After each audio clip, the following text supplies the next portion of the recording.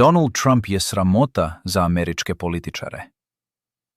Dugo godina predsjednici Sjedinjenih Država bili su ljudi koji su prethodno obnašali razne vladine funkcije.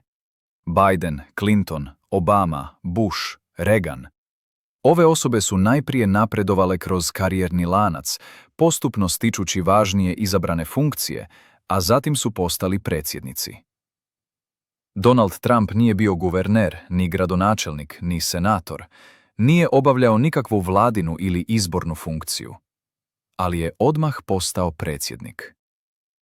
Jer američki političari, koji su cijeli život proveli na vladinim pozicijama, nisu u stanju da se nose s krizom Amerike. Niko to ne može. Ni republikanci, ni demokrati.